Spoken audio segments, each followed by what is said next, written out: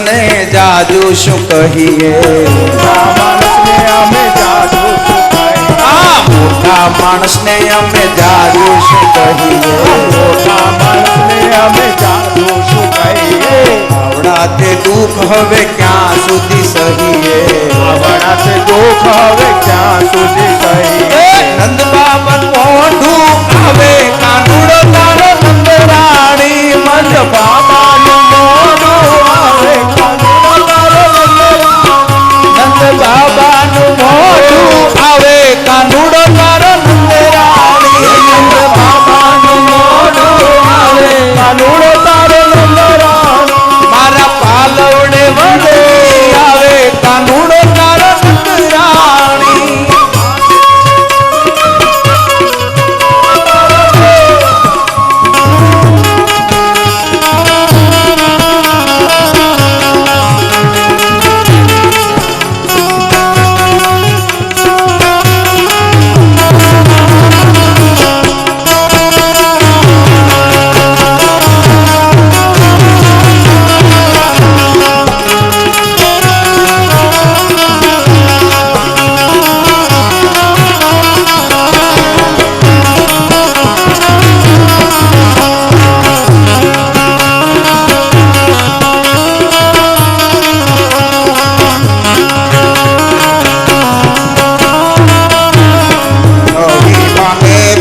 घर में पूरी राखशु, हवे नहीं माने तो घर में पूरी राखशु, हवे नहीं माने तो घर में पूरी राखशु, हवे नहीं माने तो घर में पूरी राखशु।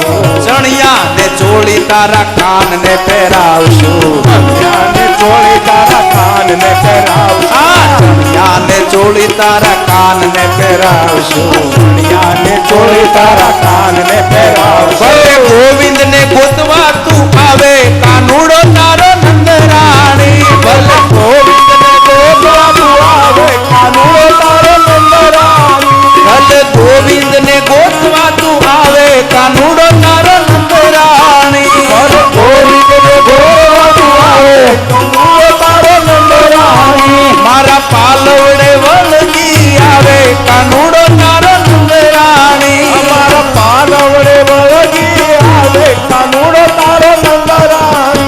मन गोपनी कही ने बोलावे कानूड़ो तारो नंद राणी, मन गोपनी कही ने बोलावे कानूड़ो तारो नंद राणी।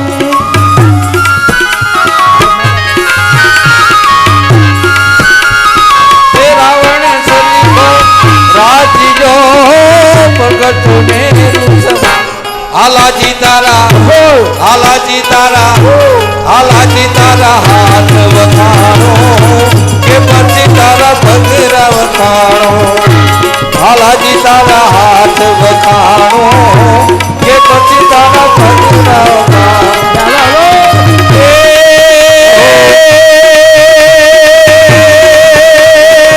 रावण सरीखो राजियो भगत मेरु समा, हालाजी तारा हालाजी तारा हालाजी तारा हाथ वखाणो, के परची तारा भगरा वखाणो, हालाजी तारा हाथ वखाणो, के परची तारा भगरा वखाणो। सरकार पर सदा अमर कर अनुजो, सर सर पर सदा अमर कर अनुजो, पर मर कर बेच करे। हरिहर सूर्यावर असर अति मनहर, भर भर अति उर हरक भरे, निर्खच नर प्रवर प्रवर गण निरिचर, निकट मुकुट चीर यवन नमे, घट घूंगर रंग भर सूंदे, श्याम रमे जीर रंग भर सूंदे, श्याम रमे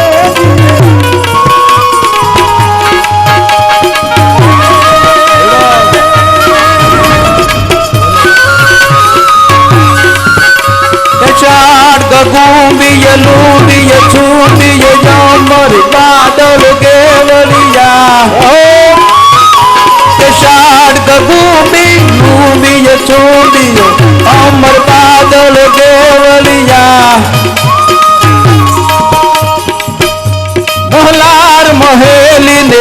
લાડ બહેલી નિર્છડે નગલે નળિયા ચંદ્ર દાજ કરે ધડયું પર અંબન્યાસન યુ ભરિયા અજમાલ નથુતણ કુંવર વાલ સોય તણી રથ સાંભરિયા રે મન સોય તણી રથ સાંભરિયા રે મન સોય તણી રથ સાંભરિયા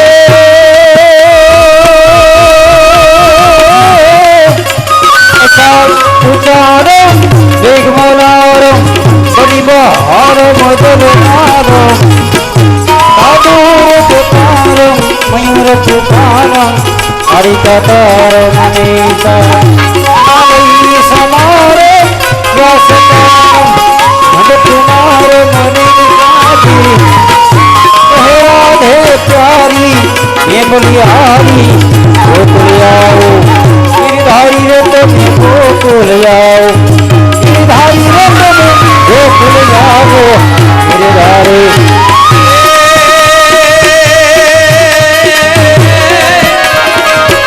અમારી કાઠિયાવાડમાં કોકડી અને બાપા ભૂલો ઈ પડી ભગવાન એ તારા જેવા એ કરું સન્માન અરે રે તને સ્વર્ગે બોલાવું સાંભળા આજ આનંદ આજ ઉછળ અને આજ નેનો માને એ સખી મારા અધેવાડા ગામમાં એ જોને કંચન વર્ષા મે આવું ગોકુળિયું ગમતું નથી અને યમુના ખારી દે પણ મારા વાલા નિહારે વે એ તે તો સિદ્ધને કરાવ્યા સાંભળા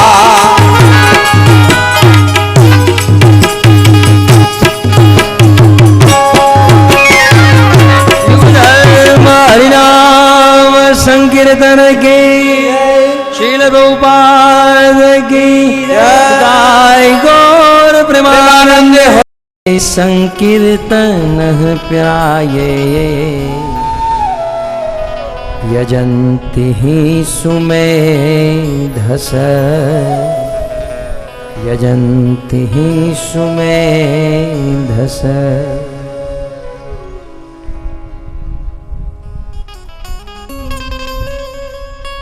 કળિયુગમાં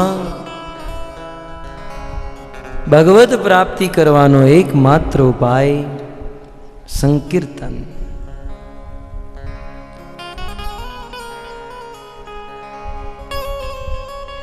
સાક્ષાત ભગવાન શ્રી કૃષ્ણ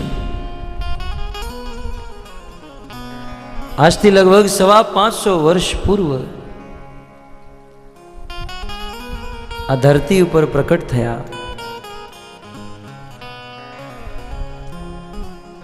ભારતના બંગાળ પ્રાંતમાં જેનો આવિર્ભાવ થયો, મહાભારત, સ્કંદ પુરાણ, પદ્મ પુરાણ એવા અનેકો પુરાણોમાં પ્રમાણિત કરવામાં આવ્યું.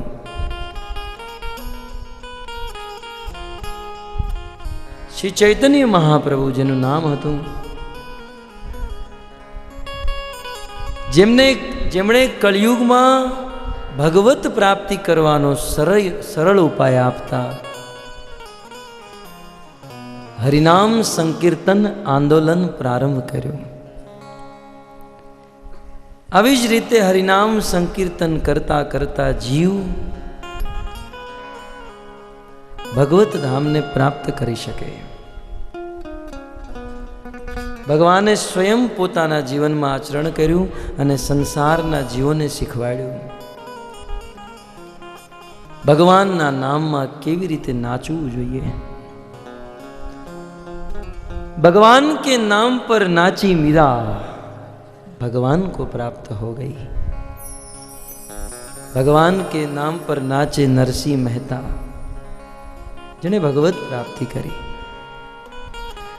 તો ભક્તો, કળિયુગમાં ભગવાનનું નામ લેવું જોઈએ, સંકીર્તન કરવું જોઈએ અને ભગવત નામમાં ગાવું જોઈએ, નાચવું જોઈએ.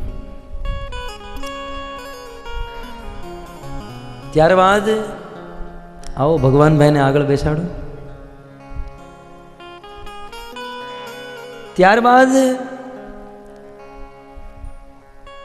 શ્રીમદ ભાગવતના 6ઠ સ્કંદમાં શ્રી શુકદેવજી પોષણ તત્વનું વર્ણન કરે છે. ભાગવતનો 6ઠ્ઠો સ્કંદ પોષણ તત્વ અંતર્ગત. આપણે રોજ ભોજન કરીએ અને એ ભોજન કરવાથી શરીરને પોષણ મળે છે. આપણે દિવસે 1 વાર, 2 વાર, 3 વાર, 5 વાર કે 10 વાર ભોજન કરતા હોય, એનાથી શરીરને પોષણ મળે. પણ આત્માનું શું? કારણ કે આમાં તો 2 તત્વ છે ને, એક તો શરીર અને એક આત્મા. શરીરને જો ભોજન ન આપીએ તો શરીર સુકાઈ જાય, એમાં અનેકો રોગ આવે, અનેકો કષ્ટ થાય. એમાં આત્માને જો ભોજન ન આપીએ તો આત્મા પણ દુઃખી થઈ જાય. તો આત્માનું પોષણ થાય એવી કથા શુકદેવજીએ ભાગવતના 6ઠ સ્કંદમાં કરી. સુંદર કથાઓ આત્માનું, ભક્તિનું પોષણ કરવા માટે. હરિનામ મહિમા જણાવતા અજામિલ ઉપાખ્યાન. ત્યારબાદ દક્ષ પ્રજાપતિના પુત્ર હર્યશ્વો કેવી રીતે ભક્ત બન્યા. નારદજીએ બહુ સુંદર એમને ઉપદેશ દીધો, 10 મિનિટનો ઉપદેશ, અને 10,000 બાળકો ભક્ત બની ગયા. ત્યારબાદ પુરંજન ઉપાખ્યાન સંભળાવે. બહુ સુંદર ભક્તિમાં પોષણ કરનાર વિત્રાસુરની સ્તુતિ. સુંદર કથા છે ભક્તો. ઈ સ્વર્ગમાં એક ભયંકર અસુર પ્રકટ થયો, જેનું નામ હતું વૃત્રાસુર. એ આખા આકાશને આવૃત કરી લીધું, માટે નામ થયું વિત્રાસુર. અને વિત્રાસુરનું દેવરાજ ઇન્દ્ર સાથે યુદ્ધ થાય. એ એરાવત ઉપર સવાર દેવરાજ ઇન્દ્ર પોતાના હાથમાં ગદા લઈ વિત્રાસુર ઉપર પ્રહાર કરે. પણ જેમ એક માણસ મચ્છરને પકડે એમ વૃત્રાસુરે ઇન્દ્રની ગદા પકડી, એ જ ઇન્દ્રના એરાવત હાથીના મસ્તક ઉપર પ્રહાર કરી. એ ગદાનો પ્રહાર મસ્તક ઉપર થતા હાથી મૂર્છિત થઈને પડી ગયો. ઇન્દ્રની આંગળીમાં અમૃતનો સ્ત્રવ છે, એ હાથીને અમૃતનું પાન કરાવે, હાથી જીવિત થાય. ઇન્દ્ર બ્રહ્મા પાસે જાય, બ્રહ્માજી વિષ્ણુ પાસે લઈ જાય. ભગવાન વિષ્ણુ નિવેદન કરે, ઇન્દ્ર, વિત્રાસુરને જો મારો હોય તો દધીચી ઋષિ પાસે જવું પડશે. દધીચી ઋષિના હાડકાથી વિશ્વકર્મા વજ્રનું નિર્માણ કરશે અને એ વજ્ર દ્વારા વિત્રાસુરનો વધ થશે. જેવું ભગવાન વિષ્ણુએ કીધું ઇન્દ્રએ કર્યું. દધીચી ઋષિએ પોતાના હાડકા દાન કરી દીધા. દેવરાજ ઇન્દ્ર વજ્રનું નિર્માણ કરે અને એ વજ્ર લઈ રણભૂમિમાં, જ્યાં એકબીજાને મારો મારોની ધ્વનિ છે, જ્યાં માત્ર રજોગુણ અને તમોગુણ છે. હવે યુદ્ધમાં તો સતોગુણ ન હોય ને, યુદ્ધમાં કોઈ સત્વગુણ લઈને ઊભો રહે તો એ મરી જાય. યુદ્ધમાં માત્ર તમોગુણ હોય, વિનાશનું જ કાર્ય હોય. તો જ્યાં રજોગુણ અને તમોગુણ છે અને જ્યાં મારો મારોની ધ્વનિ છે, ઇન્દ્રના હાથમાં વજ્ર છે, વિત્રાસુર ઊભો છે, બંને એકબીજા ઉપર તૂટી પડ્યા છે. અને યુદ્ધ કરતા કરતા વિત્રાસુર એક અદ્ભુત પ્રકરણ પ્રારંભ કર્યો. કહેવાય છે વિત્રાસુર ઇન્દ્રને કે, ઇન્દ્ર, તારા હાથમાં જે વજ્ર છે એ વજ્રનો મારી ઉપર પ્રહાર કરો. ઇન્દ્રને મનમાં સંકોચ છે, આની પહેલા મેં ગદાનો પ્રહાર કર્યો હતો ને મારી જ ગદાથી મને મારા હાથીને માર્યો, એમ આ જો વજ્ર વિત્રાસુર પકડી લેશે અને મને જ મારશે તો અનર્થ થઈ જશે. સંકોચ છે.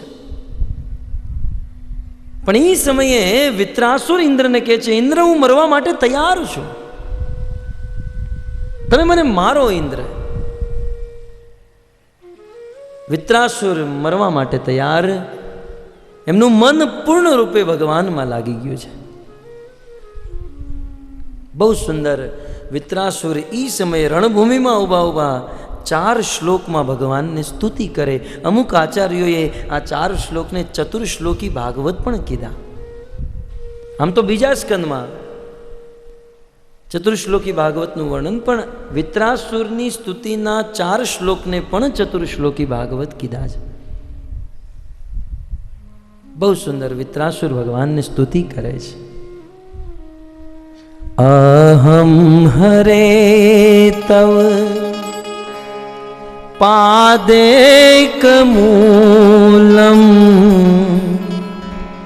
દાસાનુદાસો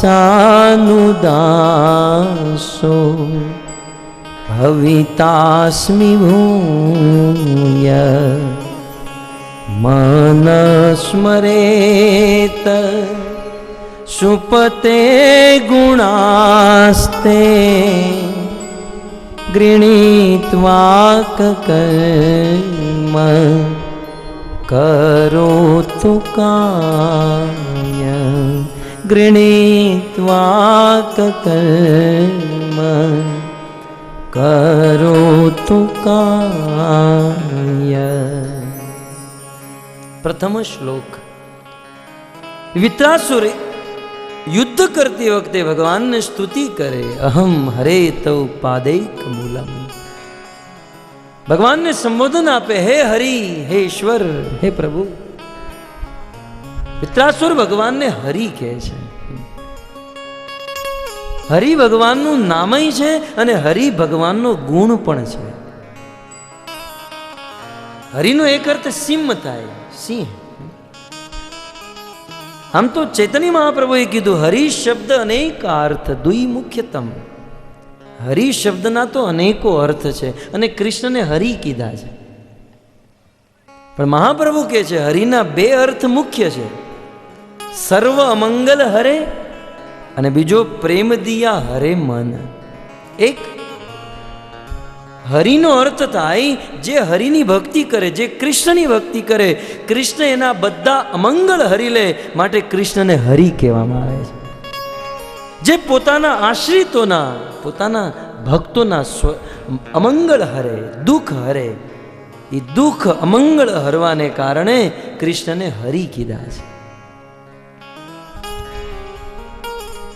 ભગવાન રામ, ભગવાન કૃષ્ણની ભક્તિ કરો, નિશ્ચિત આપણા અમંગળ, આપણા દુઃખ હરી લેશે. ને એટલે જ તો જ્યારે પાર્વતીએ જિજ્ઞાસા કરી શિવજીને, મને રામકથા સંભળાવો, અને રામકથા સંભળાવતી પહેલે મંગલાચરણ કરતા શિવજીએ કીધું, મંગલ ભવન અમંગલ હારી દ્રવઉષુ દશરથ અજીર બિહારી.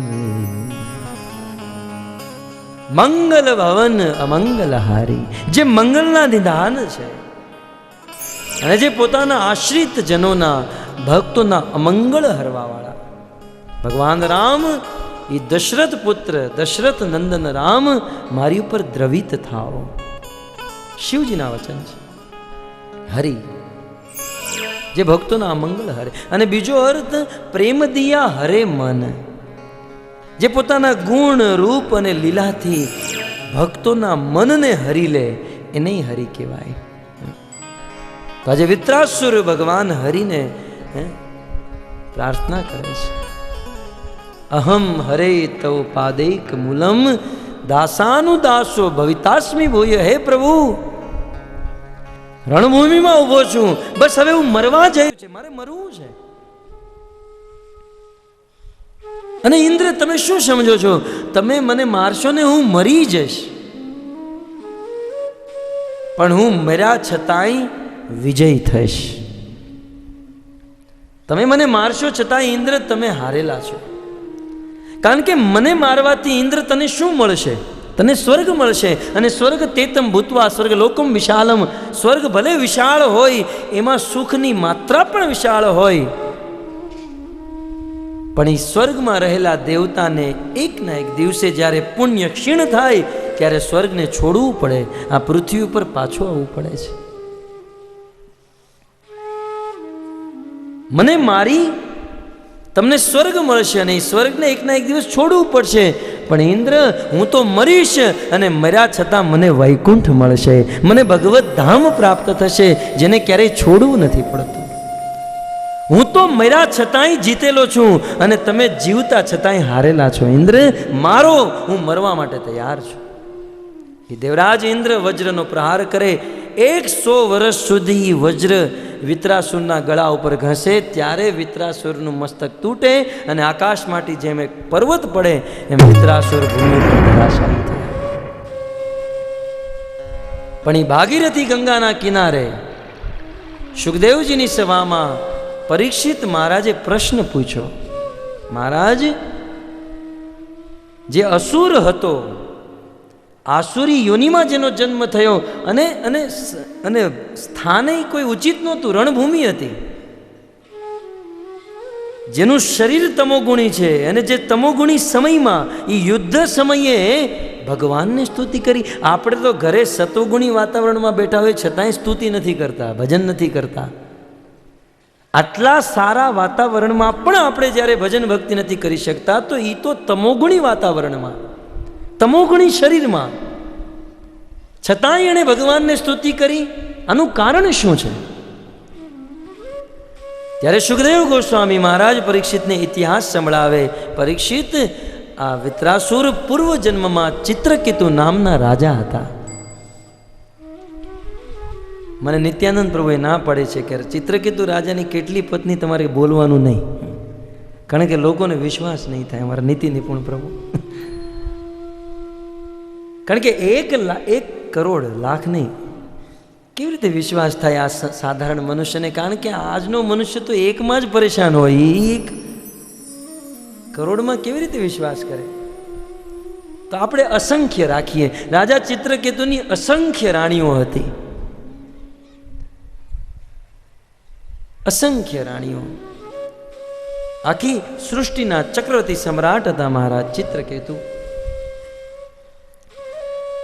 પણ દુર્ભાગ્ય એવું કે આટલી બધી પત્ની હોવા છતાંય કોઈ સંતાન નહીં. એક દિવસ અંગીરા નામના ઋષિ રાજા ચિત્રકેતુના રાજ્યમાં પધાર્યા અને અંગીરા ઋષિના મનમાં એવો ભાવ હતો કે રાજા ચિત્રકેતુને ઉપદેશ આપીશ, એ હાથમાં માળા આપીશ, ભગવાનનું ભજન કરે, ભક્તિ કરે. તો અંગીરા ઋષિ રાજા ચિત્રકેતુના રાજ્યમાં ગયા. રાજા ચિત્રકેતુ સ્વાગત કરે. હવે અંગીરા ઋષિ પ્રવચન ચાલુ કરે એની પહેલા તો રાજાએ પોતાનું પ્રવચન ચાલુ કર્યું. અમુક લોકોના ઘરે જઈએ ને, આપણા મનમાં એવું હોય કે આપણે કંઈક ઉપદેશ આપશું, કંઈક ભક્તિ કરશે, પણ આપણે બોલીએ એની પહેલાં તો એ બોલવાનું ચાલુ કરે. અમારું આ ઘર આવા 5 છે, ત્યાં ઓફિસ છે, છોકરાઓ સારું છે ને, આમ છે ને તેમ છે ને, ત્યાં 1 કલાક સમાપ્ત થઈ જાય.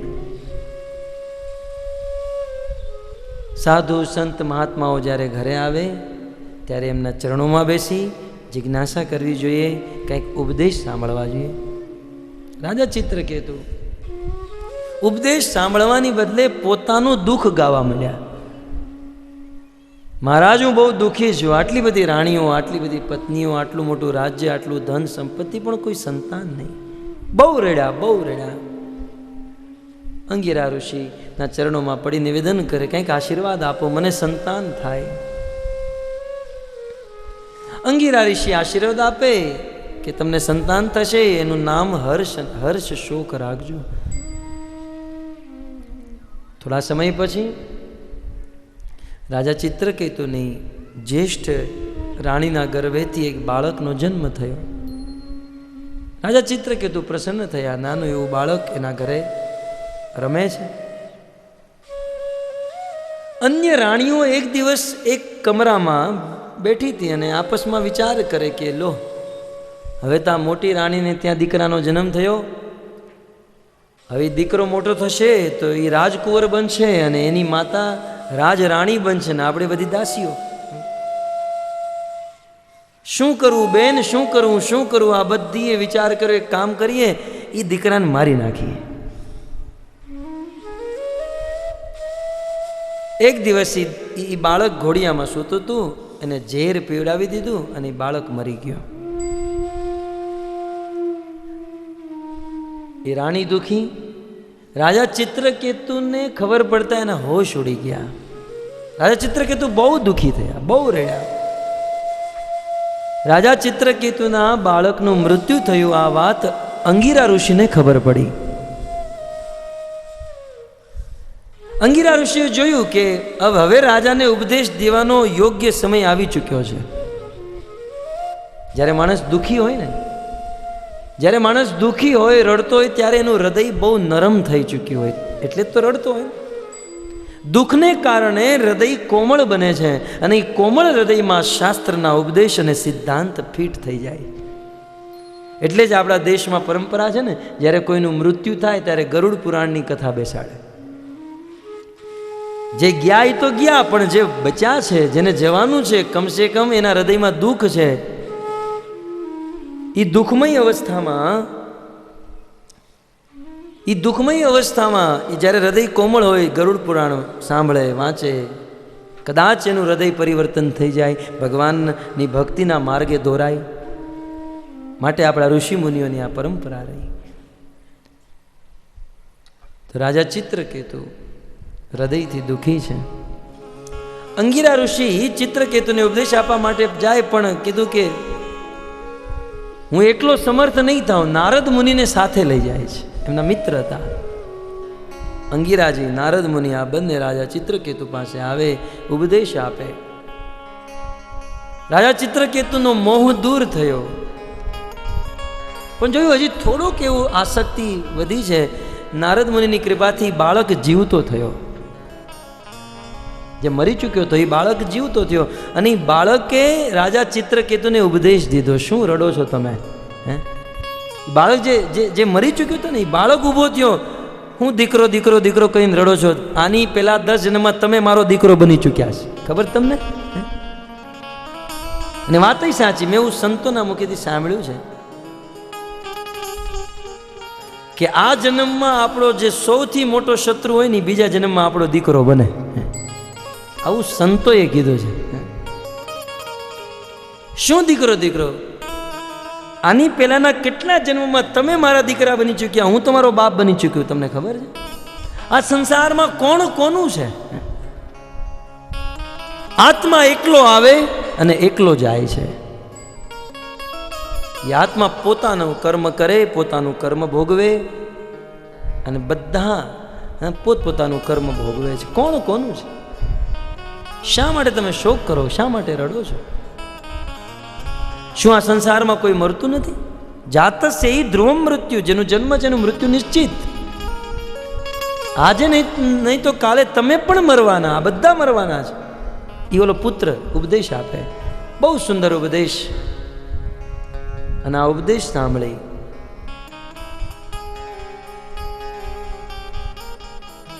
મહારાજ ચિત્રકેતુનું હૃદય પરિવર્તન થયું. એને વૈરાગ્ય થયો. એના રાજ રજવાડા બધું છોડી વનમાં વયા ગયા. ભગવાન શંકરષણની ઉપાસના કરે, ભગવાન શંકરષણ પ્રસન્ન થાય, આશીર્વાદ પ્રદાન કરે, અને સાથે સાથે એક દિવ્ય વિમાન પ્રદાન કર્યું. મહારાજ ચિત્રકેતુ એ દિવ્ય વિમાન ઉપર સવાર થઈ અનેકો લોકાંતરમાં વિચરણ કરે. એક દિવસની વાત, એ કૈલાસ લોકમાં શિવજી પત્ની પાર્વતીને ખોળામાં બેસાડી ઋષિમુનિઓની સભામાં ભગવત કથા કહી રહ્યા છે. શિવજીનું અદ્ભુત ચરિત્ર આપણને સમજમાં ન આવે, અને અમથાય સાધુ સંતોનું ચરિત્ર સમજાતું નથી. અને સાચું કહું ને તો સંતોને માપવાનો પ્રયાસ ન કરવો જોઈએ, સંતોને પામવાનો પ્રયાસ કરવો જોઈએ. આપણે ઘણીવાર માપતા હોઈએ કે આ સંત આવા છે, આ સંત આવા, આ સંત આવા. એને માપો નહીં, એને પામો. રાજા ચિત્રકેતુ શિવજી પત્ની પાર્વતીને ખોળામાં બેસાડી કથા કહી રહ્યા છે. એમની એક સ્ટાઇલ છે, એમનું એક વર્ચસ્વ છે. રાજા ચિત્રકેતુ વિમાનમાં સવાર થઈ કૈલાસ લોક ઉપર પહોંચ્યા. એમણે આ દ્રશ્ય જોયું તો વિમાનને થોડુંક નીચે ઉતાર્યું અને આ દ્રશ્ય જોઈને હસવા માંડ્યા. લ્યો, હવે તો આ સાધુય બગડ્યા છે. હવે ભાગવત કથા કરવી સારી વાત છે, પણ પત્નીને ખોળામાં બેસાડીને આ શિવજી સાંભળતા હતા ને એમ ચિત્રકેતુ બોલ્યા. હવે આ પત્નીને ખોળામાં બેસાડીને ભાગવત કથા કરે, આ કોઈ સંસારના ગુરુ બનીને બેઠા છે? આવું જ આચરણ? કદાચ આવું કરવું હોય તો કંઈક બગીચામાં જાઓ, ગાર્ડનમાં જાઓ. આવું આમ સંતોની સભામાં ખોળામાં પત્નીને બેસાડીને કથા કરવાની કોઈ જરૂર કરી? હવે શિવજી અને રાજા ચિત્રકેતુ બંને મિત્ર હતા અને શિવજી સમજી ગયા કે મારો મિત્ર છે, મજાક કરે છે. તો શિવજી ચૂપચાપ, કર્પૂર ગૌરમ કરુણાવતારમ કાલે સાંભળ્યું ને, તો શાંતની ભૂમિ છે. પણ પાર્વતીથી સહન ન થયું. પાર્વતીને ક્રોધ થયો કે આ મારા પતિને આવું કે. પાર્વતીને ક્રોધ થયો અને પાર્વતી કે આ સંસારમાં આ બધાનો વહીવટ ભગવાને તમને સોંપ્યો છે. કદાચ મારા પતિ ગમે એમ કથા કરે, તમને શું મતલબ? શું તમે ઠેકો લઈને બેઠા છો કે કોને કેવી રીતે કથા કરવી, કેવી રીતના પ્રવચન કરવું? આજ સુધી શિવજી સાથે સામે કોઈ આંગળી નથી ઉપાડી અને તમે શિવજીને આવું કહો છો? તમે અસુર જેવું કામ કર્યું છે. હું તમને શ્રાપ આપું છું કે તમે અસુર બનો. દેવી પાર્વતીએ શ્રાપ આપી દીધા. મહારાજ ચિત્રકેતુ પોતાનું વિમાન નીચે ઉતારે, પાર્વતી પાસે આવે, બંને હાથ જોડી ક્ષમા યાચના કરે. કહે, દેવી, હું અહીંયા એટલા માટે નથી આવ્યો કે તમે આ શ્રાપ પાછો ખેંચી લો. તમે શ્રાપ દીધો, શિરોધાર્ય છે. મારી માએ શ્રાપ દીધો છે, આ શ્રાપને હું શિરોધાર્ય કરીશ. પણ હું તમને નિવેદન કરું છું કે મેં કોઈ ઈર્ષ્યાના ભાવથી, મેં કોઈ નિંદાના ભાવથી મેં શિવજીને આવું નથી કીધું. મેં તો એક મિત્રતામાં મજાક કરી, અને એક મિત્રનો અધિકાર હોય મજાક કરવાનો. છતાંય જો તમને ખોટું લાગ્યું હોય તો મને ક્ષમા કરજો. તમારો શ્રાપ શિરોધાર્ય. આટલું કહી દેવી પાર્વતીનો શ્રાપ શિરોધાર્ય કરી ચિત્રકેતુ રાજા ત્યાંથી વયા ગયા. પણ શિવજીથી ન રહેવાનું. શિવજી ભરી સભામાં એ વાટે ન જોઈ કોઈની કે આ બધા જાય પછી ખીજાવ. એ બધાની સામે શિવજીએ કીધું, પાર્વતી જોયું? અને તને બોલવાનું કીધું તું કોણે? અમુક સમયે ન બોલવામાં 9 ગુણ હોય. શા માટે તે ક્રોધ કર્યો? શિવજીએ મર્મ ભાષામાં કીધું. શા માટે? તે જોયું, ચિત્રકેતુ ચાહે તો તને પણ શ્રાપ આપી શકે. સાક્ષાત ભગવાન શંકર્ષણ પ્રસન્ન થયા છે. એ તને આ જ જગ્યાએ શ્રાપ આપીને ભસ્મ કરી શકે. પણ સંતોનો સ્વભાવ તો જો પાર્વતી. મહાત્મા ભૃત્ય ભૃત્યા નામ, ભગવાનના ભક્તોનો સ્વભાવ તો તમે જુઓ. સમર્થ હોવા છતાંય તમને કાંઈ ન કીધું ને હસતા હસતા યોગ્ય. બંને હાથ જોડ્યા, કોઈ વાંક નહોતો, કોઈ ગલતી નહોતી, છતાંય તમે એને શ્રાપ દીધો, તમારા શ્રાપને સ્વીકાર કર્યો, છતાંય તમને ક્ષમા યાચના કરે અને હસતા હસતા અહીંયાથી વયો ગયા. આને સંત કહેવાય, આને સાધુ કહેવાય. આ સાધુનો સ્વભાવ છે. તો દેવી પાર્વતીના શ્રાપને કારણે મહારાજ ચિત્રકેતુ વિત્રાસુરનું રૂપ ધારણ કર્યું હતું. વિત્રાસુર પૂર્વજન્મના રાજા ચિત્રકેતુ હતા, જેણે ભગવાનની બહુ ભક્તિ કરી હતી. એ પાર્વતીના શ્રાપને કારણે અસુરનું શરીર પ્રાપ્ત થયું હતું. પણ મૃત્યુ સમયે પૂર્વજન્મની ભક્તિ એને યાદ આવી અને ભગવાનને સ્તુતિ કરી. આમ સુખદેવ ગોસ્વામી મહારાજ પરીક્ષિતને રાજા ચિત્રકેતુની કથા સંભળાવી ભક્તિનું પોષણ કરે. ત્યારબાદ શ્રીમદ ભાગવતના 7મ સ્કંદમાં ઉતય તત્વ, બહુ સુંદર. ગત સત્રમાં આપણે પ્રહલાદ મહારાજની કથા સાંભળી. જિજ્ઞાસા થાય એ અનેકો જિજ્ઞાસા દરમિયાન નારદ મુનિ સંન્યાસ આશ્રમ, સંન્યાસ ધર્મનું વર્ણન કરે, વાનપ્રસ્થ ધર્મનું વર્ણન કરે, બ્રહ્મચારીનો શું ધર્મ છે એનું વર્ણન કરે, અને યુધિષ્ઠિર મહારાજ દ્વારા જિજ્ઞાસા તથા ગ્રહસ્થ આશ્રમનું વર્ણન કરે કે ગ્રહસ્થીને ભગવાનની પ્રાપ્તિ કરવા માટે શું કરવું જોઈએ. અનેકો શ્લોકમાં એક અધ્યાયમાં વર્ણન કરે છે.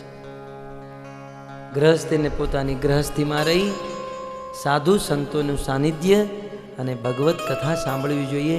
આવું નારદ મુનિ ઉપદેશ આપે છે. ઉપદેશ તો બહુ મોટો છે ભક્તો. ગત દિવસોમાં મુંબઈમાં અમારી દર વર્ષે કથા થાય તો 7 દિવસ સુધી માત્ર એક અધ્યાય ગ્રહસ્થ ધર્મના ઉપદેશ ઉપર અમે કથા કરેલી. ભાગવતના વિષયો બહુ વિસ્તૃત છે, બહુ ગહન છે. એને માત્ર 7 દિવસ કે 2 સત્રમાં કહીએ છતાં એને પૂર્ણ ન કરી શકાય. આ તો એક મનને મનાવીએ કે ભાઈ અમે આખી કથા સાંભળી, બાકી આને ક્યારેય કોઈ આખું સાંભળી જ નથી શકતું. ભાગવતનો ક્યારેય અંત થઈ જ ન શકે. એક એક શ્લોક ઉપર વિદ્વાનો 6 મહિના 1 વર્ષ સુધી જો કથા કરતા હોય તો આમાં તો 18,000 શ્લોક. એક જન્મ ઓછો પડે ભાગવતને સમજવા. પણ સમુદ્રમાં જે ગુણ હોય એ સમુદ્રના એક ટીપામાં પણ ગુણ હોય. એમાં આપણે ભાગવતના કોઈ પણ વિષય ઉપર ચર્ચા કરીએ તો એ ભાગવતનો રસ, ભક્તિ, પ્રેમ આપણને પ્રાપ્ત થાય છે. પણ આપણે મનમાં ક્યારે એમ ન સમજવું કે બસ અમે ભાગવત સમજી લીધું છે, હવે ભાગવત સાંભળી લીધું, આખું ભાગવત અમને યાદ મોઢે. આ ક્યારેય કોઈને મોઢે થતું નથી.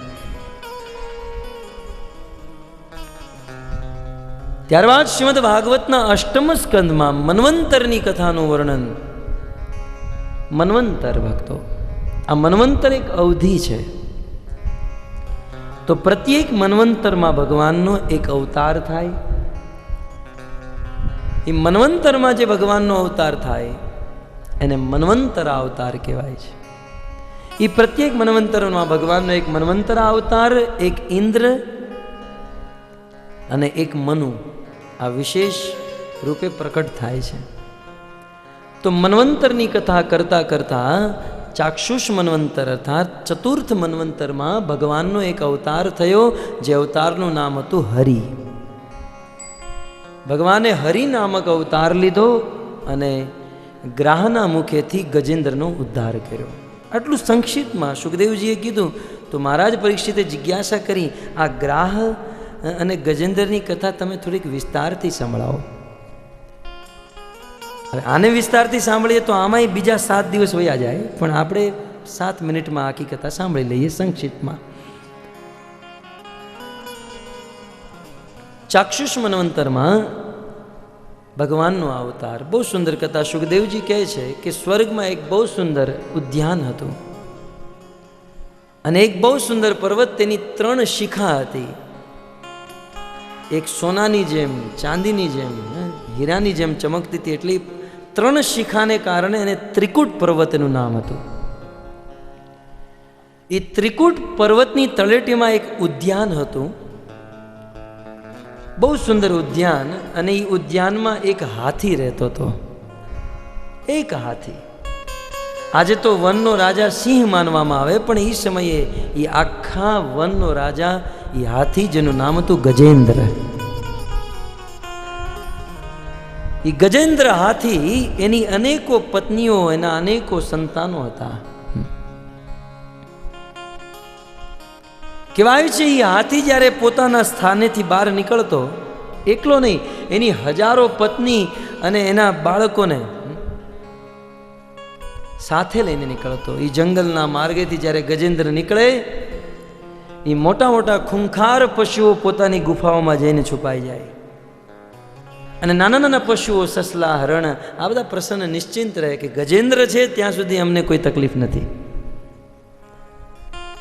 એ ગજેન્દ્ર એક દિવસનો સમય એ પોતાના પરિવારની સાથે એ ઘરેથી નીકળ્યો છે. કહેવાય છે જંગલમાં અનેકો મોટા મોટા વૃક્ષોને ઉખાડતા, એ જંગલના માર્ગને રોંદતા રોંદતા, કહેવાય છે એ જંગલના માર્ગને એક આમ હાઈવે બનાવતા બનાવતા એ ગજેન્દ્ર જઈ રહ્યો છે. ગજેન્દ્ર હાથી જ્યારે ચાલતો, આ ધરતી ડોલવા માંડતી વખતો, આકાશ ગરજવા માંડતું. અને આવો ગજેન્દ્ર પોતાના પરિવાર સાથે જઈ રહ્યો છે કે છે એ ઘોર વનમાં પ્રવેશ કરે. ઉપર સૂર્ય તપ્ત, નીચે ભૂમિ તપ્ત, અને ત્રિકૂટ પર્વત તપ્ત થવાને કારણે ગજેન્દ્રને એના સંતાન એની પત્નીઓને પ્યાસ લાગી, તરસ લાગી. ત્યાં નજીકમાં એક બહુ સુંદર સરોવર. તો ગજેન્દ્ર એની પત્ની એના સંતાનને ત્યાં બહાર ઊભા રાખે ને સ્વયં ગજેન્દ્ર પોતે એ સરોવરમાં નીચે ઉતરે. સુખદેવ ગોસ્વામી કહે છે યથાગૃહી. આ માત્ર એ ગજેન્દ્ર હાથીની કથા નહીં, આ બધા ગૃહસ્થીઓની કથા છે. શું આપણને આમાં નથી યાદ આવતું કે આપણે ટ્રેનમાં આપણા કુટુંબ ફેમિલી સાથે જતા હોઈએ ને પછી કોઈકને ભૂખ લાગે કે તરસ લાગે તો એને આપણે ગાડીમાં રાખીને આપણે પોતે ટ્રેનમાંથી નથી ઉતરતા? એમ ગજેન્દ્ર ઉતર્યો. યથાગૃહી સુખદેવજી વારંવાર સ્મરણ કરાવે છે કે આ બધા ગૃહસ્થોની કથા છે. તો જેમ એક ગૃહસ્થી ઈ ઉતરે, એ પાણી લેવા અમુક પાણી લાવે, વેફર લાવે, ઘણા પેકેટો લાવે, એમ ગજેન્દ્ર એ સરોવરમાં ઉતરે છે. એ ગજેન્દ્ર પોતે પહેલાં પાણી પીવે અને પછી પોતાના પુત્રોને પાણી પીવરાવે, પત્નીઓને પાણી પીવરાવે. સુખદેવજી કહે છે બહુ સારું કાર્ય કર્યું, કરવું જ જોઈએ. એક ગૃહસ્થીમાં પુરુષનું કર્તવ્ય છે પત્નીનું પાલન કરે, સંતાનોનું પાલન કરે, કરવું જ જોઈએ, કરવું જ. ગજેન્દ્રએ પત્ની પુત્રોને જળ પીવરાયું, પ્રસન્ન કર્યા.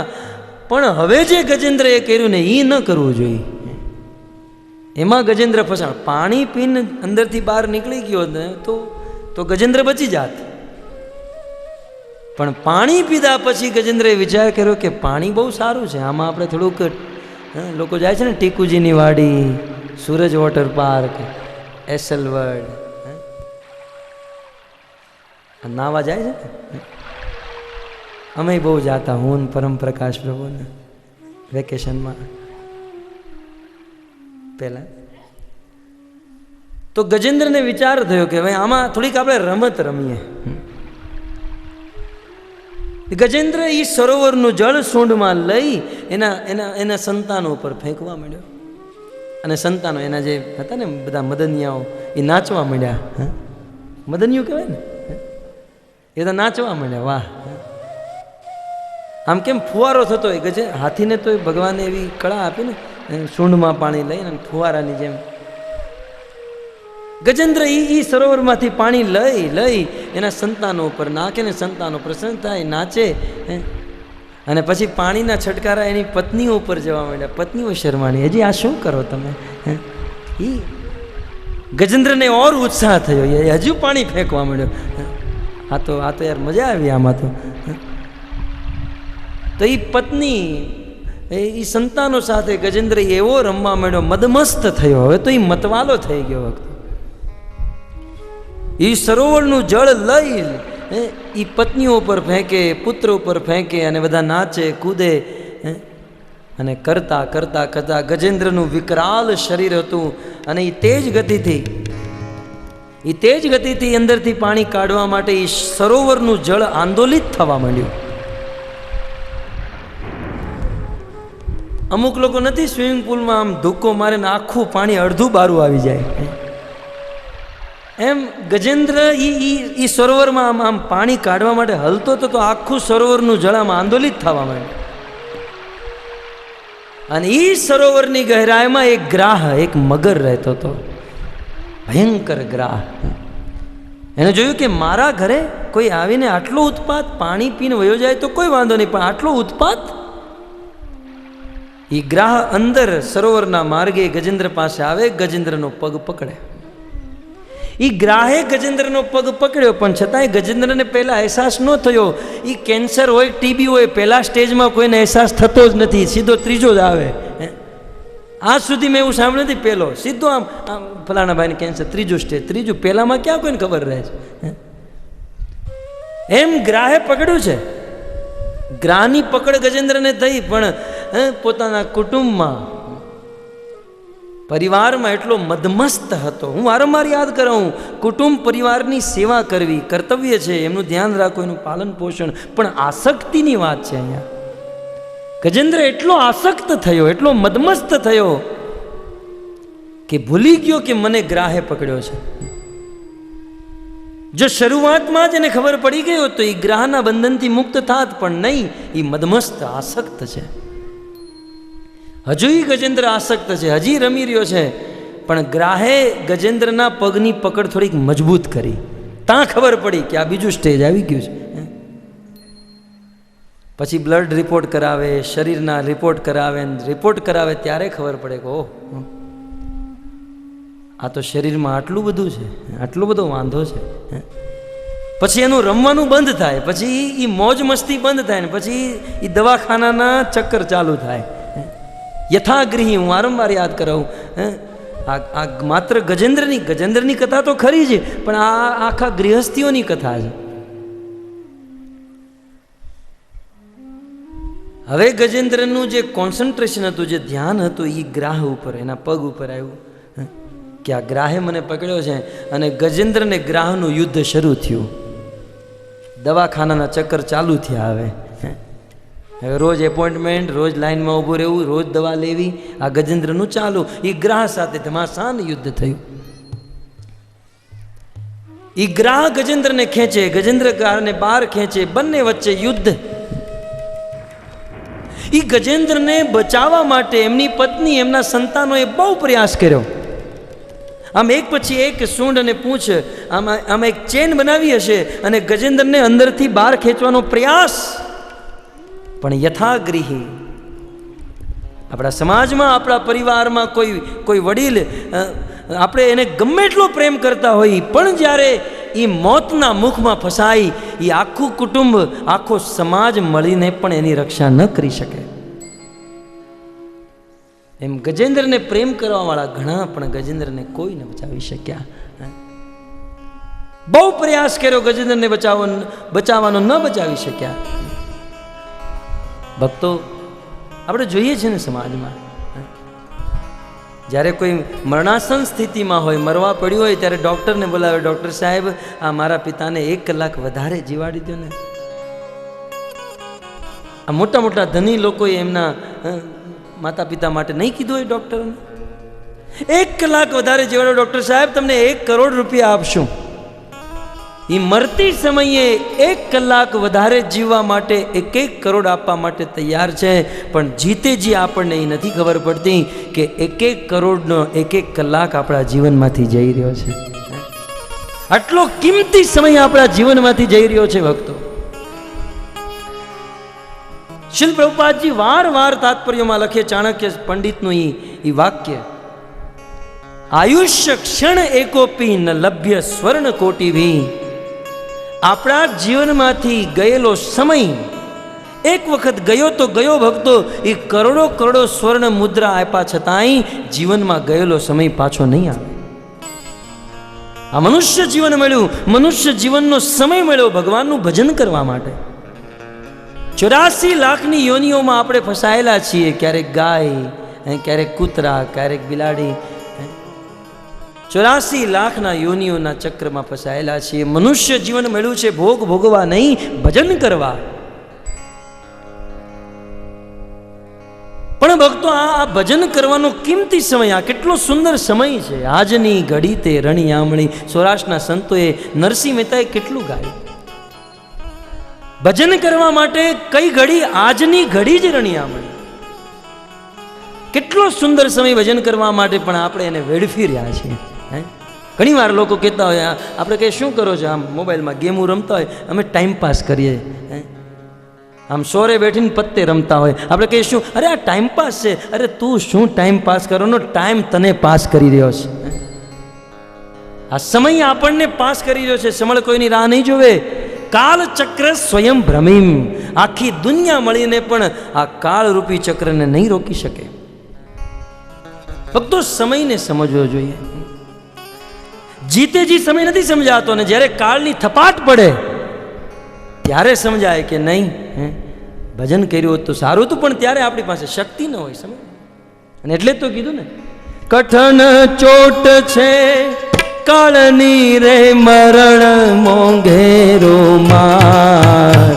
કંઈક રાણા ને કંઈક રાયા, હે મેલી ચાલ્યા છે સંસાર. હે તે હરિનો રસ પીએ, હે તે હરિનો રસ પીએ. ચોટ છે કાળની રે મરણ મોટેરો માં કઈક રાણાને કઈક રાગ્યા વેદી હાલા સંસાર એ તે હરિનો રસ પીજે એ તે હરિનો રસ પીજે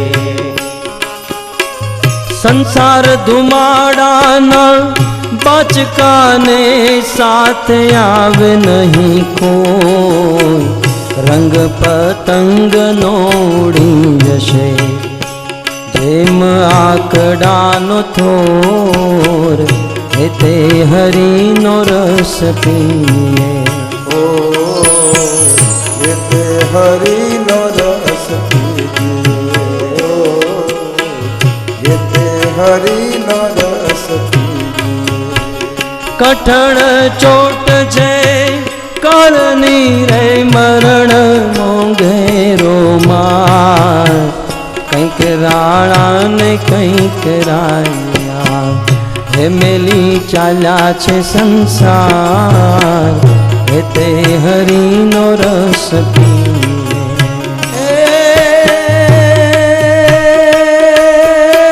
કોના છોરું ને કોના વાસરું ને કોના માને રે બા અંતકાળે રે જાવું એકલું સાથે પુણ્ય ને પાપ એ તે હરિનો રસ પીજે હો એ તે હરિનો રસ પીજે બહુ સુંદર ભજન ભક્તો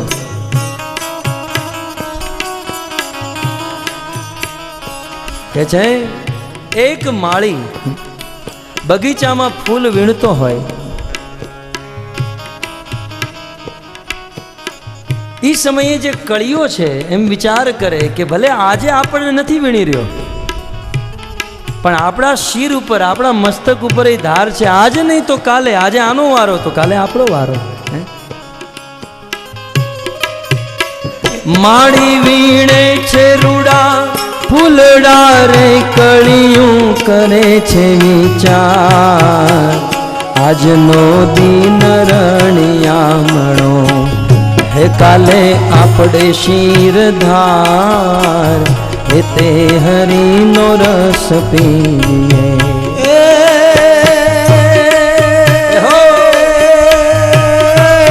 માળી વીણે છે રૂડા ફૂલડા ને કળીઓ કરે છે વિચાર આજનો દિન રળિયામણો કાલે આપણે શિરનાથ એ તે હરિનો રસ પીજે હે તે હરિનો રસ પીએ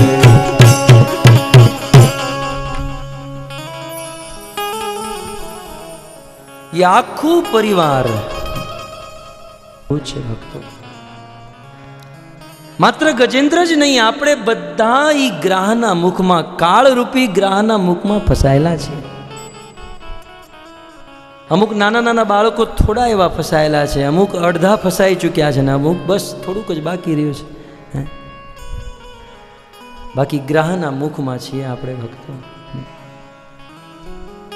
ગજેન્દ્રને ઈ ગ્રહ સાથે યુદ્ધ થાય કહેવાય છે આકાશમાં દેવતાઓ પ્રકટ થયા પણ પ્રકટ જ થયા કંઈ કરી ન શકે આવે લોકો આવે હોસ્પિટલમાં ખબર કાઢવા શું થયું પણ બસ એ પૂછે જ બીજું કંઈ કરી ન શકે એમ દેવતાઓ પ્રકટ થયા અને યુદ્ધ જોવે પણ શું કરી શકે 1000 વર્ષ સુધી યુદ્ધ ચાલ્યું ધીરે ધીરે ગજેન્દ્રની શક્તિ ઘટતી ગઈ ગ્રહની શક્તિ વધતી ગઈ કારણ કે ગ્રહ તો પોતાના ઘરમાં ને જમીન ઉપર ભૂમિ ઉપર આવા કદાચ સેંકડો ગ્રહ હોત તો ગજેન્દ્ર ક્યારનો ઉછાળીને ફેંકી દીધા હોત પણ ગજેન્દ્ર બિચારો બીજાના ઘરે ફસાયો છે સ્થાનમ પ્રભાવમ ન બલમ પ્રભાવમ સ્થાનનો પ્રભાવ ગ્રહ ગજેન્દ્રને ખેંચે છે અને ખેંચતા ખેંચતા વત્સ સરોવરે લઈ જાય આખો ગજેન્દ્ર ડૂબાય છે એ ગજેન્દ્ર હાથનું ખાલી મસ્તક વધ્યું છે બસ એ ગજેન્દ્રને ડૂબવાની તૈયારી, બસ હાહાકાર મચી ગયો. ગજેન્દ્રની પત્ની, એના સંતાનો.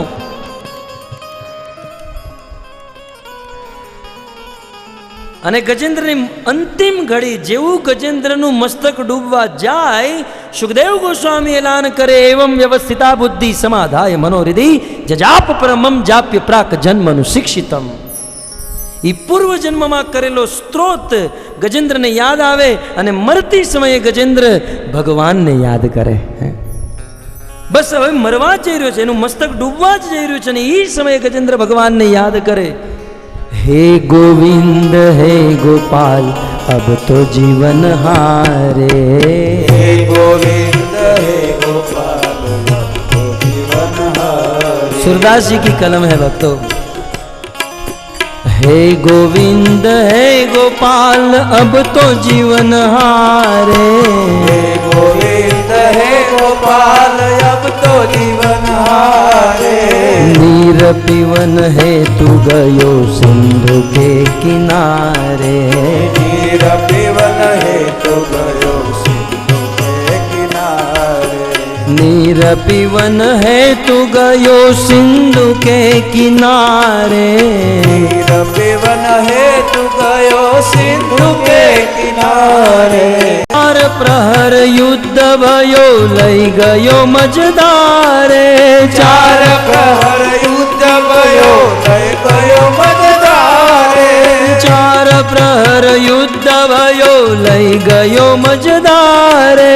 चार प्रहर युद्ध भयो लई गयो मजदारे.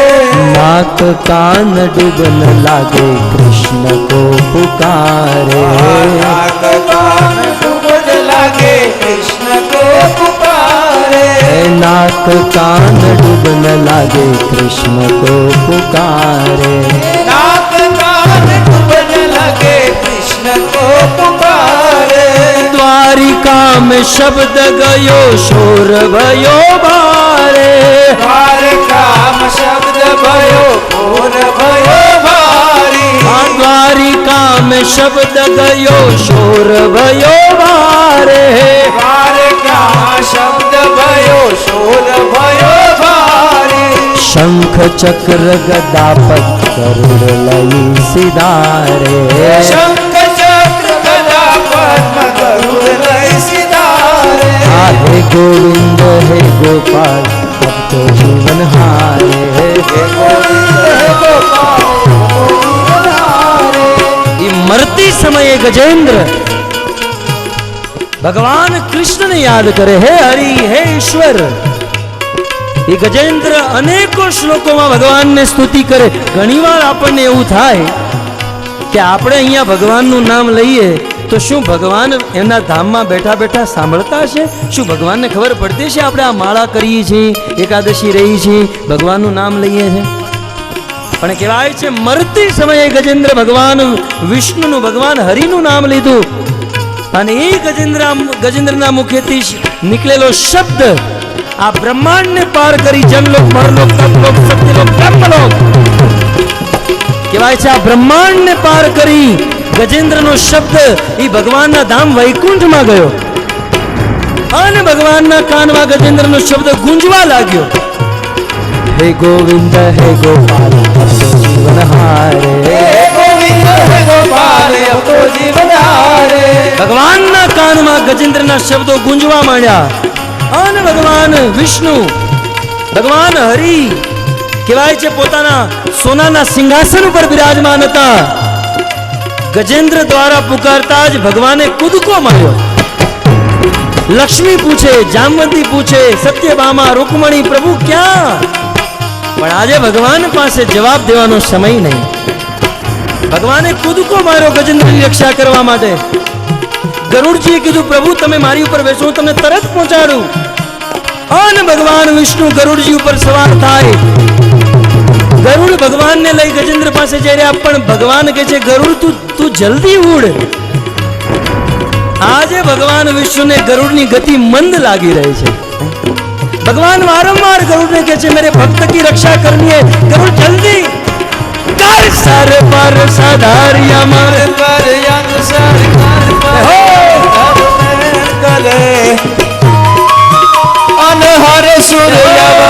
અવતાર અતિ મનહર ભલ ભલ અતિ યુર હરત પરે. કહેવાય છે જ્યારે લક્ષ્મીજીએ પૂછ્યું પ્રભુ તમે ક્યાં જાઓ છો? ભગવાનને કેવું તું હાથી પાસે જાઓ છું. કહેવાય છે હા અક્ષર લક્ષ્મી પાસે હતો અને થી બોલતા બોલતા તો ભગવાન ગજેન્દ્ર પાસે પહોંચી ગયા. તાવ ટમક ટમકતા દુરદા કદમો મલ્હાર ગીરા હો પિલ શબ્દ પુકારત જાગત પિલ પિલ કોકિલ માન ગીરા. તબ કડાડ કડાડ નભ હો કડાડ હો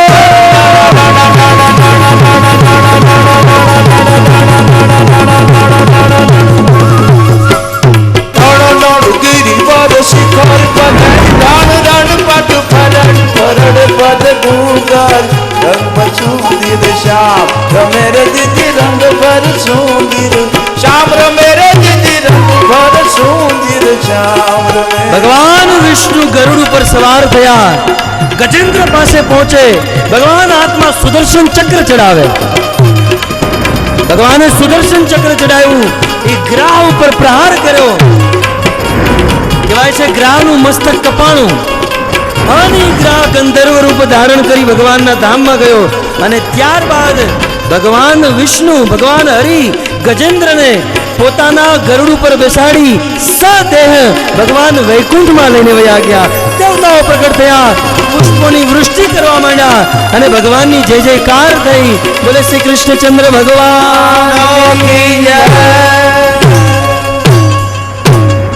ને બોલાવ્યા અને ભગવાન આવ્યા. એમ આવે એને લાવવા કંઈક મહેનત તો કરવી ને.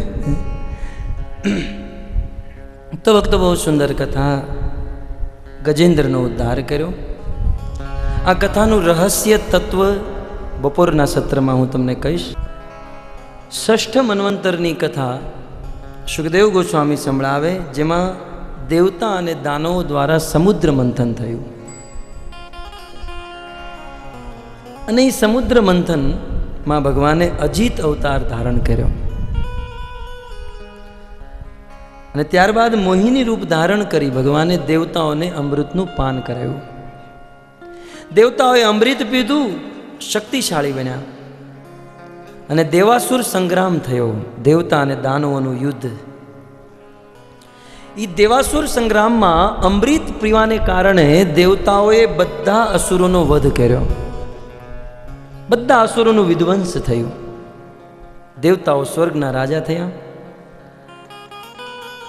અસુરોના ગુરુ શુક્રાચાર્ય જ્યારે પાછા આવ્યા, જોયું કે આ બધા અસુરો મરી ચૂક્યા છે. એમણે મૃત સંજીવની વિદ્યા દ્વારા દૈત્ય ગુરુ શુક્રાચાર્યએ દૈત્યોના ચક્રવર્તી સમ્રાટ અસુરોના રાજા બલિ મહારાજને જીવિત કર્યા.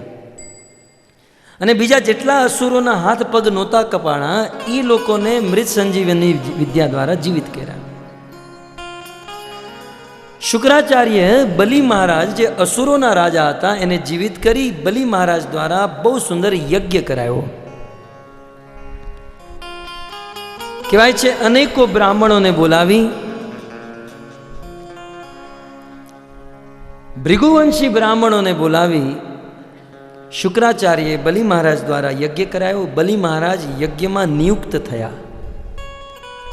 બલિ મહારાજ યજ્ઞ કરવા માંડ્યા અને દેવતાઓ ભોગ કરવા માંડ્યા. અને બેવનું પરિણામ તમને હમણાં જોવા મળશે. ભૃગુવંશી બ્રાહ્મણને બોલાવી યજ્ઞ થયો. યજ્ઞથી અગ્નિ દેવતા પ્રસન્ન થયા અને પ્રસન્ન થઈ વિશ્વજીત નામના યજ્ઞમાં અગ્નિ દેવતા પ્રસન્ન થયા. બલિ મહારાજને બહુ સુંદર રથ પ્રદાન કર્યો, આયુધ પ્રદાન કર્યા. સાક્ષાત પ્રહલાદ મહારાજ પ્રગટ થયા અને વિજય માળા પહેરાવી.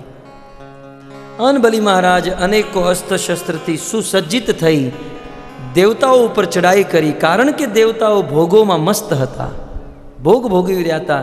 એની શક્તિ નષ્ટ થઈ અને બલિ મહારાજે દેવતાઓને હરાવ્યા અને સ્વર્ગના રાજા બન્યા. ઇન્દ્રને જ્યારે સ્વર્ગનું આસન ખાલી કરવું પડ્યું, સૌથી વધારે દુઃખ ઇન્દ્રની માતા અદિતિને થયું. એમના પતિ કશ્યપજીને નિવેદન કરે, તમે મારા પુત્રને સ્વર્ગ અપાવો. કશ્યપજી કે હું ન અપાવી શકું, આ તો ભગવાન જ આપી શકે. કીધું એ ભગવાન કેવી રીતે મળે? તમારે એક દેવી વ્રત કરવું પડશે. એ વ્રતનું નામ છે પય વ્રત. 10 દિવસનું વ્રત, માત્ર દૂધ પીને એ 10 દિવસો કાઢવાના. ભગવાનનું નામ લેવું, ભગવત કથા સાંભળવી, ભગવાનની પૂજા કરવી, અર્ચ વિગ્રહની સેવા કરવી અને રોજ 2 બ્રાહ્મણોને જમાડી અને યજ્ઞ કરવો. આ છે પય વ્રત. નિશ્ચિત 10મા દિવસે ભગવાન પ્રસન્ન થશે, તમારી ઈચ્છા પૂર્ણ કરશે. 10મા દિવસે અદિતિએ આ વ્રત કર્યું. 10મા દિવસે ભગવાન વિષ્ણુ પ્રકટ થયા. માતા, તમે સુંદર વ્રત કર્યું, તમારાથી હું પ્રસન્ન છું, તમારે શું જોઈએ છે? અદિતિએ કીધું, તમે યુદ્ધ કરો, અસુરોને હરાવો અને મારા પુત્ર ઇન્દ્રને સ્વર્ગ અપાવો. ભગવાને કીધું, અત્યારે અસુરોને કોઈ ન હરાવી શકે, કારણ કે અસુરોએ બ્રાહ્મણોની સેવા કરી છે અને હું તો નમો બ્રહ્મણ્ય દેવાય, હું તો બ્રાહ્મણનો દેવ છું. ગો બ્રાહ્મણ હિતાય છે. અત્યારે બલિ મહારાજ અને અસુરોને હરાવવા મુશ્કેલ છે, એને હરાવી ન શકાય, પણ કારણ કે તમે મને પ્રસન્ન કર્યો છે એટલે હું તમારો પુત્ર બનીને પ્રકટ થઈશ. અને બલિ મહારાજ સાથે યુદ્ધ તો ન કરી શકું, એને હરાવી તો ન શકું, પણ ભીખ તો માંગી શકું. હું બંને હાથ જોડીને ભીખ માંગીશ અને એ સ્વર્ગને લઈ તમારા પુત્ર ઇન્દ્રને પ્રદાન કરીશ. વરદાન દીધું. થોડા સમય પછી એ કશ્યપ ઋષિની પત્ની અદિતિના ગર્ભેથી ભગવાનનો દિવ્ય અવતાર થયો. કહે છે, ભાદ્રપદ શુક્લ પક્ષ દ્વાદશી તિથિ મધ્યાહન બરોબર બપોરે 12 વાગે અભિજીત મુહૂર્તમાં ભગવાન વિષ્ણુએ વામન અવતાર ધારણ કર્યો. ભગવાન વામન પ્રકટ થયા. સાધારણ બાળકોની જેમ નહીં, આમ જોતા ને જોતા જ ભગવાન વામન 5 વર્ષના બાળક બની ચૂક્યા છે. ભગવાન વામન બહુ સુંદર બાળક બની ચૂક્યા છે. અને જેવા બાળક બન્યા એમને ખબર પડી કે ત્યાં બલિ મહારાજ 99 અશ્વમેઘ યજ્ઞ કરી ચૂક્યા છે અને હવે 100મો અશ્વમેઘ યજ્ઞ કરી રહ્યા છે. એ યજ્ઞ સંપન્ન થાય એની પહેલા મારે પહોંચવું પડશે, માટે ભગવાન વામન નીકળી પડ્યા. આવો આપણે પણ ભગવાન વામન સાથે. વિષ્ણુ વામન થઈ ચાલ્યા રે, તઈ ચાલ્યા રે. વિષ્ણુ વામન તઈ ચાલ્યા રે, વિષ્ણુ વામન થઈને ચાલ્યા રે. વિષ્ણુ વામન તઈ ચાલ્યા રે, વિષ્ણુ વામન થઈને ચાલ્યા રે. મટાડવા બીજો ઇન્દ્ર મારા વાલા,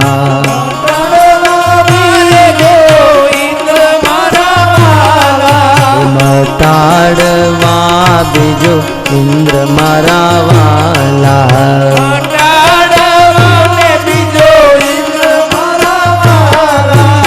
भगवान वामन देव आ रहे हैं, स्वागत करें.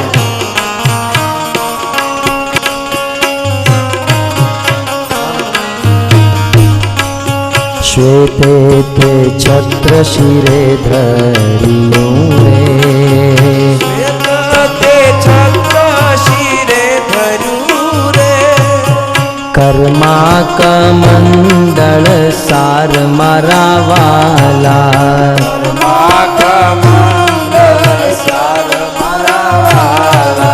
કર્મા કમંડળ સાર મારા વાલા.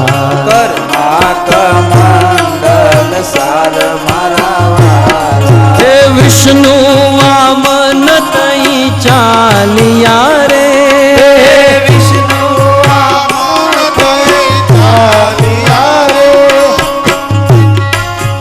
ભગવાન વિષ્ણુએ વામન અવતાર ધારણ કર્યો છે. આમ તો ભગવાનનું નામ ઉપેન્દ્ર હતું, પણ એમની હાઇટ બહુ ઓછી હતી, એમનું કદ બહુ ઓછું હતું, એટલે એનું નામ થયું વામન.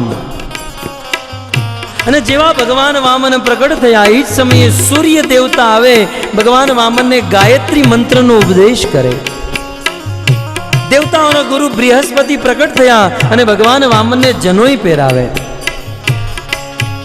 કશ્યપજી બહુ સુંદર મેખલા આપે. દેવી પૃથ્વી ભગવાન વામનને મૃગચર્મ પ્રદાન કરે. વનના સ્વામી ચંદ્રમા ભગવાન વામનને હાથમાં દંડ પ્રદાન કરે. અને અદિતિ ભગવાન વામનને બહુ સુંદર કોપિન અને ઉત્તરીય વસ્ત્ર પહેરાવે. દેવતાઓ ભગવાન વામનને છત્ર આપે. બ્રહ્માજી ભગવાન વામનને કમંડળ આપે. સપ્તર્ષિએ ભગવાન વામનને કુશ દીધું અને સરસ્વતી ભગવાન વામનના ગળામાં રુદ્રાક્ષની માળા પહેરાવે. ધનના ધનાઢ્ય દેવતા કુબેરજી ભગવાન વામનને ભિક્ષા પાત્ર આપે અને જગત માતા અન્નપૂર્ણા દેવી ભગવાન વામનને પ્રથમ ભિક્ષા પ્રદાન કરે.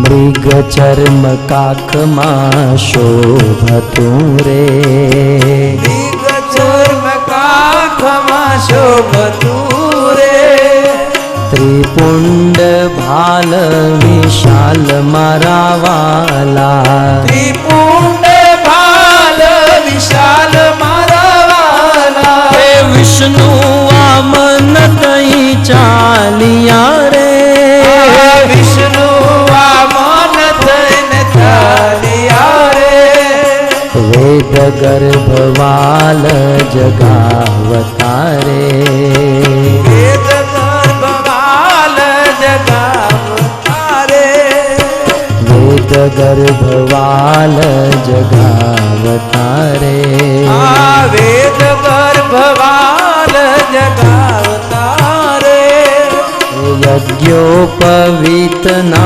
દાન મારા વાલા,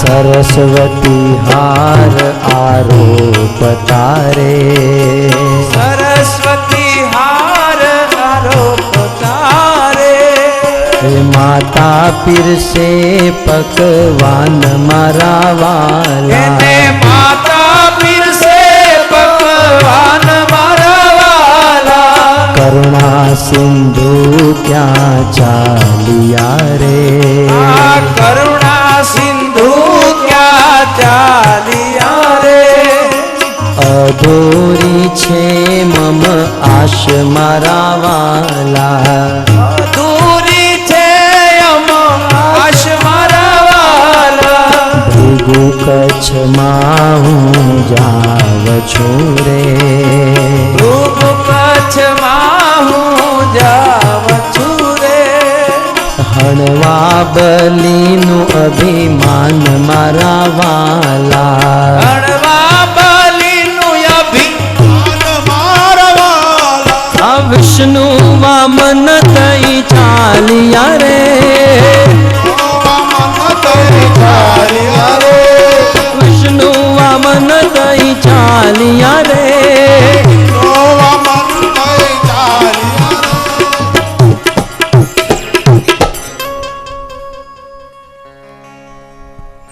ભગવાન વામન બલિ મહારાજની યજ્ઞશાળામાં પધારી રહ્યા છે. બલિ મહારાજનો 100મો અશ્વમેઘ યજ્ઞ ચાલી રહ્યો છે. બસ થોડી જ વાર છે આ યજ્ઞ સમાપ્તિમાં. શુક્રાચાર્ય યજ્ઞ કરાવી રહ્યા છે અને એ સમયે એક દ્વારપાળ બલિ મહારાજ પાસે આવે, નિવેદન કરે, મહારાજ તમારા દ્વારે કોઈ બટુક બ્રાહ્મણ આવ્યો છે. આટલું સાંભળતા જ બલિ મહારાજ એ યજ્ઞ કરતા હતા, પણ યજ્ઞ કરતા કરતા ઊભા થયા. ખાલી બલિ મહારાજ જ ઊભા થયા છે.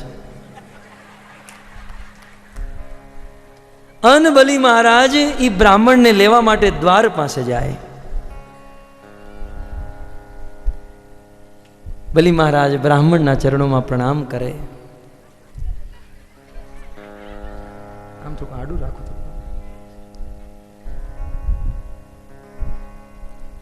બલિ મહારાજ નિવેદન કરે કે પ્રભુ આજે તમે અમારા આંગણે પધાર્યા છો, આજે અમે ધન્ય થઈ ગયા.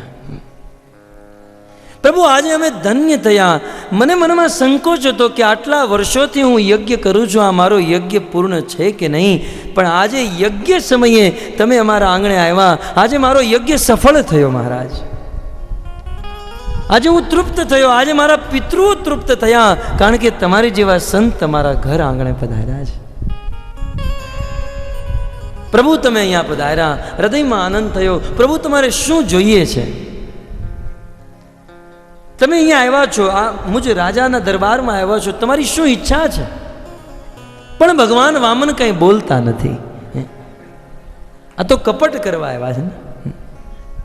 બલી મહારાજ પૂછે શું જોઈએ છે? ભગવાન વામન કંઈ બોલે નહીં. ત્યારે બલી મહારાજ સ્વયં કહે છે, તમે કહો તો તમને કંઈ ધન જોઈએ છે, પૈસા આપું? ભગવાન વામન ના પાડે. અચ્છા, તમારે લાડવા ખાવા હશે, કારણ કે બ્રાહ્મણોને લાડવા તો બહુ પ્રિય ને. લાડવા ખાવા? નહીં, અમારે ભોજન.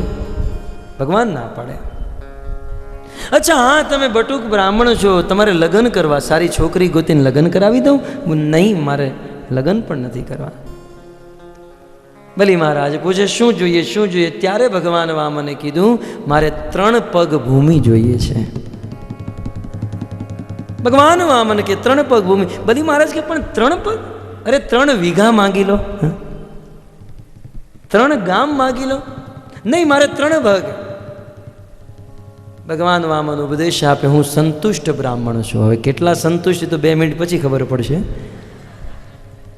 પણ કે હું સંતુષ્ટ બ્રાહ્મણ, બ્રાહ્મણોને સંતુષ્ટ રહેવું જોઈએ, માટે મારે 3 પગ ભૂમિ જોઈએ. બલી મહારાજ કે તમે 3 પગ માંગો, તમે બાળક છો. ઇતિહાસ આવવાળું ભવિષ્ય શું કહેશે કે આ તો બાળક કરતો, બાળકને માંગતા ન આવડ્યું તો શું બલીને દેતાય ન આવડ્યું? વારંવાર બલી મહારાજ કે વધારે માંગો, વધારે માંગો, પણ 3 પગ માત્ર ભૂમિ માંગે છે. બલી મહારાજે કીધું ઠીક છે, તમે 3 પગ જોઈએ ને, હું મારા જે અમુક અસુરો જેનું બહુ મોટી હાઈટ છે, બહુ મોટા કદવાળા, એના પગેથી મપાવીને આપું. નહીં, ભગવાન કે મારા 3 પગ. ત્યારે બલી મહારાજ હાથમાં જળ લઈને સંકલ્પ, હું તને આ સંકલ્પ કરવા નહીં દઉં, નહીં કરવા દઉં.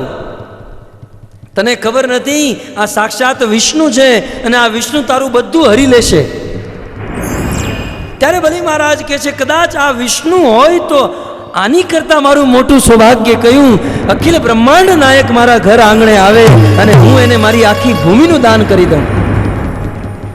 શુક્રાચાર્ય કે યાદ કરે બલી, તું મરી ચૂક્યો તો મેં તને જીવન દાન દીધું છે, તારે મારી વાત માનવી જ પડશે. પણ બલી મહારાજ શુક્રાચાર્યની વાત માનતા નથી અને શુક્રાચાર્ય ક્રોધ કરી બલી મહારાજને ત્યાગી ત્યાંથી વયા ગયા. શુક્રાચાર્ય વયા ગયા. બલી મહારાજે એના ગુરુને ત્યાગી દીધા અને હાથમાં જળ લઈ સંકલ્પ કરે. એ ભગવાન વામનને નિવેદન કરે, પ્રભુ તમારે જે જમીન સારી લાગતી હોય, જે પ્લોટ તમને ગમતો હોય ત્યાંથી માપવાનું શરૂ કરો. અને ભગવાન વામન ઊભા થયા. ભગવાન વામન ઊભા થાય અને પોતાનું શરીર વિકરાલ કરે.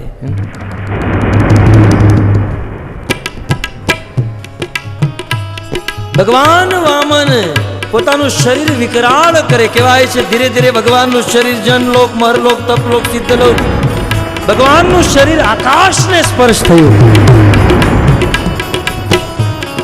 અને ભગવાન વામને એ જમીન માપવાનું પ્રારંભ કરે. કહેવાય છે પેલા કદમમાં ભગવાન વામને પેલા ડગલે આ પૃથ્વીના નીચેના લોક અતલ વિતલ તલાતલ પાતાલ સાતલ, કહેવાય છે એક ડગલામાં પૃથ્વીના નીચેના 7 લોકોને માપી લીધા. ત્યારબાદ ભગવાન વામન બીજું ડગલું આગળ વધારે.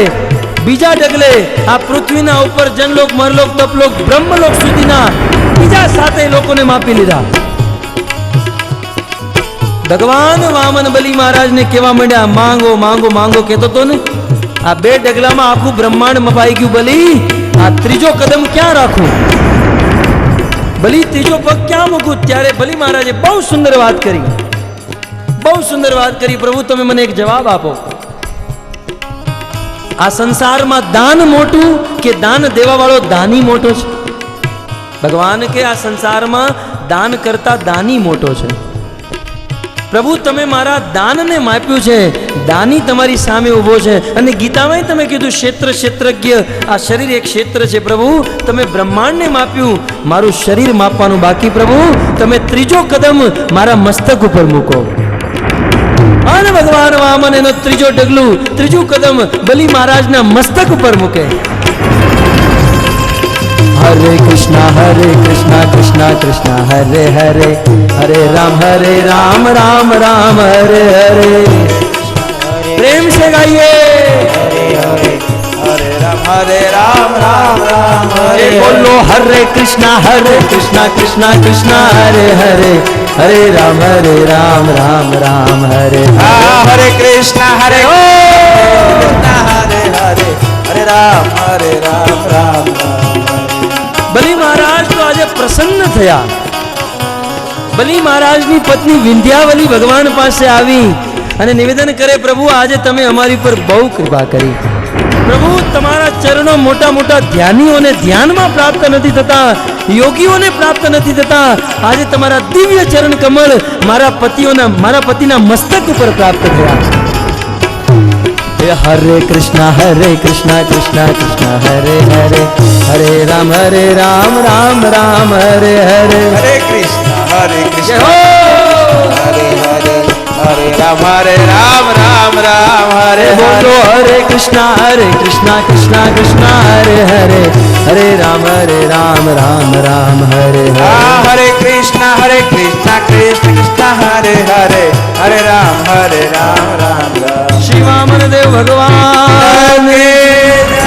આમ ભગવાન વામને ત્રીજો કદમ બલી મહારાજના મસ્તક ઉપર મૂકે. ભગવાન પ્રસન્ન થયા અને ભગવાન વામને બલી મહારાજને કીધું, બલી આ સપ્તમ મન્વંતરમાં સ્વર્ગના રાજા પુરંદરને ઇન્દ્ર બનવા દો. 8મા મન્વંતરમાં હું તમને સ્વર્ગના રાજા બનાવીશ, પણ 8મા મન્વંતર સુધી તમે સૂતલ લોકમાં જાઓ અને સૂતલ લોકમાં જઈને રાજ કરો. બલી મહારાજે કીધું, પણ પ્રભુ મને તમારા દર્શન નહીં મળે. ભગવાન વામને કીધું, બલી તમે મને આટલું મોટું દાન કર્યું, તમે આત્મસમર્પણ આત્મનિવેદન કર્યું, તમારી ભક્તિથી હું પ્રસન્ન છું. તમે સૂતળ લોકના રાજા બનો તો હું સૂતળ લોકનો દ્વારપાળ બનીશ. ભગવાન વિષ્ણુ સૂતળ લોકના દ્વારપાળ બન્યા અને બલી મહારાજને દર્શન દીધા. જે વિશેષ કથા બપોરના સત્રમાં સાંભળશું.